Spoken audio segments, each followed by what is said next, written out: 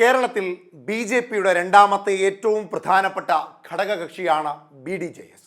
അത്രമേൽ ശക്തമായ രീതിയിൽ ബി.ജെ.പിക്കുള്ളിൽ സ്വാധീനം ചെലുത്തുവാൻ കഴിയുന്ന ശക്തി കേന്ദ്രമാണ് ബി.ഡി.ജെ.എസ്. 2024 ലോക്സഭാ തെരഞ്ഞെടുപ്പിൽ ആലപ്പുഴയിലും ആറ്റിങ്ങലിലും തിരുവനന്തപുരത്തുമൊക്കെ ബി.ജെ.പിക്ക് വോട്ട് വർധനവുണ്ടായത് നമ്മൾ കണ്ടതാണ്. ആ വോട്ട് വർധനവിലെ ഏറ്റവും പ്രധാനപ്പെട്ട കണ്ണിയിലൊന്ന് ബി.ഡി.ജെ.എസിൻ്റെ വോട്ട് തന്നെയാണ്.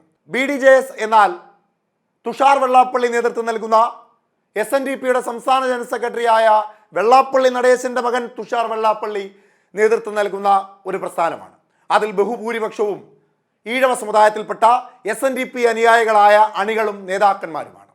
ആ അണികളും നേതാക്കന്മാരും ബി.ജെ.പിയിലേക്ക് ചേരുമ്പോൾ സ്വാഭാവികമായും ബി.ജെ.പിക്ക് ലഭിക്കുന്ന ഈഴവ വോട്ടിന്റെ വർധനവ് കണക്കിലെടുക്കേണ്ടത് തന്നെയാണ്.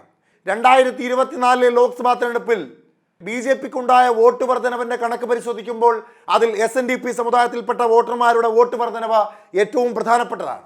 ഇടതുപക്ഷത്തിന് വലിയ പരാജയങ്ങൾ ഉണ്ടായിട്ടുള്ള ലോക്സഭാ മണ്ഡലത്തിലെ അവർ പറയുന്ന ഈഴവ സമുദായത്തിൽപ്പെട്ട വോട്ടുകൾ ചോർന്നു പോയതിന്റെ പ്രധാന കാരണങ്ങളിലൊന്ന് ബി.ഡി.ജെ.എസ് ബി.ജെ.പിയുമായി സഖ്യം ചേർന്നതാണ്.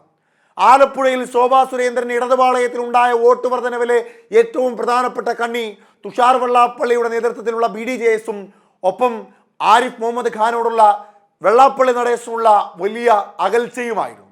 ആ അകൽച്ചയും ബി.ഡി.ജെ.എസ് ബി.ജെ.പി സഖ്യവും ഒക്കെയാണ് ആലപ്പുഴയിൽ ശോഭാ സുരേന്ദ്രന് മിന്നുന്ന വിജയം ഉണ്ടാക്കി കൊടുത്തതിലെ ഏറ്റവും പ്രധാനപ്പെട്ട കാര്യം. മറ്റൊന്ന് ആറ്റിങ്ങൽ ലോക്സഭാ മണ്ഡലമാണ്. ആറ്റിങ്ങൽ ലോക്സഭാ മണ്ഡലത്തിലും ബി.ജെ.പിക്ക് വലിയ വോട്ട് വർധന ഉണ്ടാക്കി കൊടുത്തത് ബി.ഡി.ജെ.എസ് തന്നെയാണ്. അങ്ങനെ എല്ലാ തരത്തിലും ബി.ജെ.പിക്ക് വലിയ ശക്തി കേന്ദ്രമായി നിലകൊള്ളുന്ന ബി.ഡി.ജെ.എസിന് പക്ഷേ രാഷ്ട്രീയ കാര്യങ്ങളിലേക്ക് എത്തുമ്പോൾ, രാഷ്ട്രീയ പരിഗണനയുടെ വിഷയത്തിലേക്ക് എത്തുമ്പോൾ കൃത്യമായ രീതിയിലുള്ള പരിഗണന ലഭിക്കുന്നില്ല എന്ന ഒരു വാദം നിലവിൽ ബി.ഡി.ജെ.എസിലെ ചില നേതാക്കന്മാർ ഉയർത്തുന്നുണ്ട്. അത്തരത്തിൽ ബി.ഡി.ജെ.എസ് UDFിലേക്ക് ചേക്കാറുവാനുള്ള സാധ്യതയുണ്ട് എന്ന വാർത്തകൾ ഇപ്പോൾ പുറത്തു വരുന്നുണ്ട്. CPM-നോട് ബി.ഡി.ജെ.എസിന് അല്ലെങ്കിൽ ഈഴവ സമുദായത്തിൽപ്പെട്ട വോട്ടർമാർക്കും അണികൾക്കുമുള്ള വിരോധം ബി.ഡി.ജെ.എസ് വോട്ടർമാരിലും കാര്യമായ രീതിയിൽ പ്രകടമാകുമ്പോൾ CPM-ലേക്ക് ചേക്കാറുവാനുള്ള സാധ്യത കുറവാണ്. നിലവിൽ NDA-യുമായുള്ള സഖ്യം വിടണമെന്ന ആവശ്യം ബി.ഡി.ജെ.എസിൽ ശക്തമായി വരുന്നുണ്ട്. NDA-യിൽ തങ്ങൾക്ക് കൃത്യമായ രീതിയിലുള്ള പ്രാതിനിധ്യം ലഭിക്കുന്നില്ല എന്ന വാദമാണ് ഇതിന് പിന്നിൽ പ്രധാനമായും ഉള്ളത്. തെരഞ്ഞെടുപ്പ് എടുക്കുന്ന സമയത്തിൽ ഘടകകക്ഷി ആയതുകൊണ്ട് മാത്രം ചില സീറ്റുകൾ നൽകുന്നതല്ലാതെ കൃത്യമായ പ്രാധാന്യം എവിടെയും നൽകാത്ത ചില വാദങ്ങൾ അവർ ഉയർത്തുന്ന സാഹചര്യത്തിലാണ് ഇപ്പോൾ ബി.ജെ.പിയുമായുള്ള അല്ലെങ്കിൽ NDA-യുമായുള്ള സഖ്യകക്ഷിയിൽ നിന്ന് പിൻവാങ്ങാം. അതായത് കേരളത്തിലെ ഏറ്റവും പ്രധാനപ്പെട്ട ഘടകകക്ഷിയായ ബി.ഡി.ജെ.എസ് NDA-യുമായുള്ള ആ സഖ്യം വിട്ട് UDFിലേക്ക് ചേക്കേറാമെന്ന തീരുമാനത്തിലേക്ക് ചില ചർച്ചകൾ ഉരുത്തിരിഞ്ഞു വരുന്നത്. ആ ചർച്ചകൾ കൊടുമ്പിരി കൊണ്ടുകൊണ്ട് വലിയ രീതിയിലുള്ള മാറ്റങ്ങൾ ഉണ്ടാവുകയാണ് എങ്കിൽ 2026 നിയമസഭാ തെരഞ്ഞെടുപ്പിൽ കോൺഗ്രസിനൊപ്പം നിലകൊള്ളാമെന്ന തീരുമാനത്തിലേക്ക് എത്തിച്ചേരുകയാണ് ബി.ഡി.ജെ.എസിലെ ഒരു വിഭാഗം നേതാക്കന്മാർ. എന്നാൽ തുഷാർ വെള്ളാപ്പള്ളി എന്ന ബി.ഡി.ജെ.എസിന്റെ സംസ്ഥാന അധ്യക്ഷന് ഉള്ള ചില ബന്ധങ്ങൾ നരേന്ദ്രമോദിയുമായും അമിത്ഷായുമായുള്ള ചില ആത്മബന്ധങ്ങളുടെ പുറത്താണ് ഇപ്പോഴും ബി.ഡി.ജെ.എസ് NDA-യുമായി നിലനിന്ന് പോകുന്നത്. അതുകൊണ്ട് അത്ര വേഗത്തിലൊന്നും NDA-യുമായുള്ള ബന്ധം വിച്ഛേദിക്കുവാൻ കഴിയില്ല എന്ന അവകാശവാദം ഉന്നയിക്കുന്ന ബി.ഡി.ജെ.എസ് നേതാക്കന്മാരും ഇപ്പോൾ പാർട്ടിക്കുള്ളിലുണ്ട്. ആറ്റിങ്ങൽ തൃശ്ശൂർ മണ്ഡലങ്ങളിലും തൃശ്ശൂരിലെ വിജയത്തിലുമൊക്കെ ബി.ഡി.ജെ.എസിനുണ്ടായ പങ്ക് നിഷേധിക്കുവാൻ കഴിയുന്നതല്ല എന്ന വാദമാണ് ഇപ്പോൾ പാർട്ടി മുൻപോട്ട് വയ്ക്കുന്നത്. എന്നിട്ടും കാര്യമായ രീതിയിലുള്ള പരിഗണന ലഭിക്കുന്നില്ല. ബി.ഡി.ജെ.എസിന് സീറ്റുകൾ നൽകിയതാകട്ടെ പരാജയ സാധ്യത ഏറെയുള്ള മണ്ഡലങ്ങളിലാണ് എന്ന വാദവും ഇപ്പോൾ പാർട്ടിക്കുള്ളിൽ സജീവമായി ഉയരുന്നുണ്ട്. കൂടാതെ കേരളത്തിൽ 2026 നിയമസഭാ തെരഞ്ഞെടുപ്പിലും ബി.ജെ.പി അധികാരത്തിലേറുവാനുള്ള സാധ്യതയില്ല എന്ന കണക്കുകൂട്ടൽ കൂടിയാണ് ബി.ഡി.ജെ.എസിനെ സംബന്ധിച്ച് ഇപ്പോൾ ഒരു മുന്നണി മാറ്റത്തിലേക്ക് എത്തി നിൽക്കുന്നത്. ബി.ജെ.പി വോട്ട് വർധന ഉണ്ടാക്കിയ ഇടങ്ങളിലെല്ലാം ബി.ഡി.ജെ.എസിന്റെ പിൻബലം ഉള്ളതുകൊണ്ടാണ് എന്ന വാദവും ബി.ഡി.ജെ.എസിൽ ശക്തമായി വരുന്നുണ്ട്.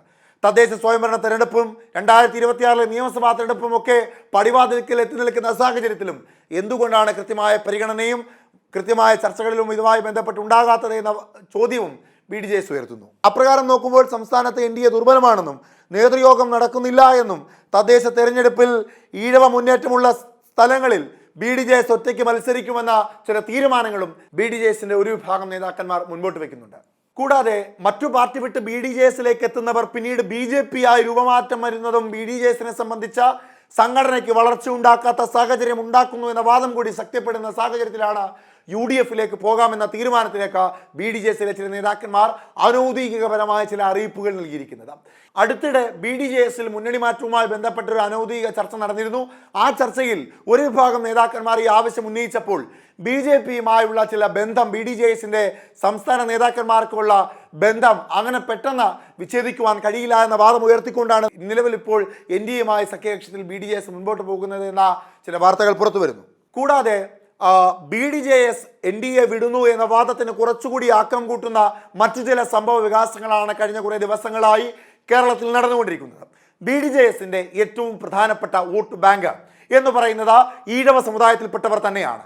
ആ BDJS സംഘടനയിലെ ബഹുഭൂരിപക്ഷം വരുന്ന വോട്ടർമാരും അണികളും എല്ലാം അവർ എല്ലാവരും SNDP സമുദായത്തിൽപ്പെട്ടവരാണ്. ആ SNDP സമുദായത്തിൻ്റെ സംസ്ഥാന ജനറൽ സെക്രട്ടറിയായ വെള്ളാപ്പള്ളി നടേശൻ കഴിഞ്ഞ ദിവസങ്ങളിൽ കേരളത്തിൻ്റെ 2026 നിയമസഭാ തെരഞ്ഞെടുപ്പിൽ കേരളത്തിൻ്റെ മുഖ്യമന്ത്രിയാകാൻ എന്തുകൊണ്ടും യോഗ്യൻ രമേശ് ചെന്നിത്തലയാണ് എന്ന വാദം ഉയർത്തുന്നതോടുകൂടി കോൺഗ്രസ് 2026 അധികാരത്തിലെത്തുമെന്നും ആ അധികാരത്തിലേക്ക് എത്തുവാനുള്ള പിന്തുണ SNDP-യുടെ ഭാഗത്തു നിന്നുണ്ടാകുമെന്നുള്ള പരോക്ഷപരമായ ഒരു വാദമാണ് വെള്ളാപ്പള്ളി നടേശൻ ഉയർത്തുന്നത്. അത്തരത്തിൽ വെള്ളാപ്പള്ളി നടേശൻ ഒരു വാദം ഉയർത്തുമ്പോൾ സ്വാഭാവികമായും അത് BDJS-ലെ ബഹുഭൂരിപക്ഷം വരുന്ന SNDP സമുദായത്തിൽപ്പെട്ട അണികളും നേതാക്കന്മാരും ഉൾക്കൊള്ളുവാനും അത്തരത്തിൽ UDF-നോടൊപ്പം ചേക്കേറണമെന്ന വാദം ഉയർത്തുവാനുള്ള സാഹചര്യങ്ങളും തള്ളിക്കളയുവാൻ സാധിക്കില്ല എന്ന അടിത്തറയുടെ പുറത്താണ് ഇപ്പോൾ ഇത്തരത്തിലുള്ള ഒരു വാർത്തയ്ക്ക് ബലം കൂടിയിരിക്കുന്നത്.